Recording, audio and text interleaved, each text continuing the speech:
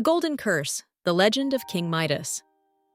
Before the story begins, ask yourself one question. What would happen if every wish you made came true? Would it make you the happiest person alive, or would it slowly destroy you?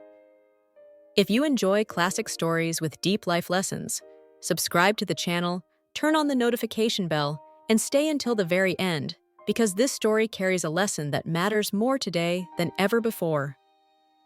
Long ago, in the rich land of Phrygia, there ruled a king named Midas. His kingdom was blessed with peace, fertile lands, and rivers that hummed gently through the valleys. Although his treasuries were so full that his gold could no longer be counted, Midas's heart was like a bottomless vessel. The more he had, the more he craved. Midas spent hours in the dark vaults of his castle, letting gold coins slip through his fingers. To him, the clinking of metal was more beautiful than any music, and the glint of gold was brighter than the morning sun. He believed that wealth was the only true shield against the fleeting nature of life. One day, fate put Midas to the test. The royal guards found an old man sleeping in the rose garden. It was Silenus, the teacher of the god Dionysus, weary from his travels. Instead of showing anger, Midas treated him as an honored guest.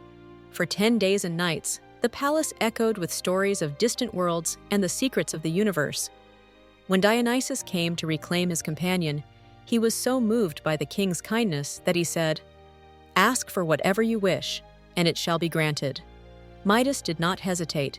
He did not ask for wisdom to rule more justly, nor for a long life for his people. Driven by a lifelong obsession, he exclaimed, "Let everything I touch turn into pure, shimmering gold." Dionysus looked at him with sadness in his eyes, quietly warning him to think carefully. But the king was blinded by the vision of his own power. The god granted his wish. At first, the palace became a place of miracles. Midas touched an oak branch.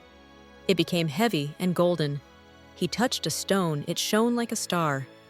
Even the white roses in his garden, which once smelled of life, became cold, perfect golden sculptures under his fingers.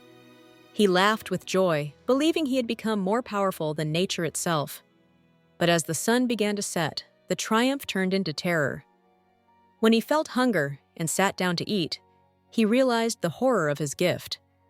The bread he lifted to his lips became hard metal. The wine he tried to drink turned into liquid gold that parched his throat without quenching his thirst. Surrounded by unimaginable wealth, the king began to starve. Gold was everywhere, but life was vanishing.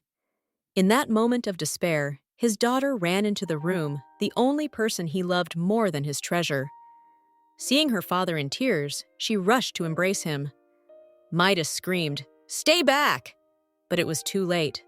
The moment his hands touched her, her warmth faded.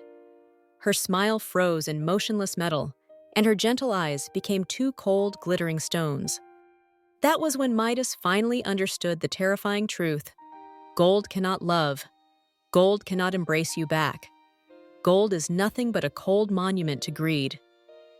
Broken, he fell to his knees and cried out to the heavens, "Save me from this curse. Take everything I have. Just give me back my daughter and my peace." Dionysus, seeing that the lesson had been learned, sent him to the river Pactolus. Midas plunged his hands into the water, and as the river washed away his power, the sands at the bottom began to shimmer with a golden glow, a glow that remains there today as a warning. The king returned home a changed man. His daughter was flesh and blood once again, and the scent of a simple rose was more precious to him than an entire treasury.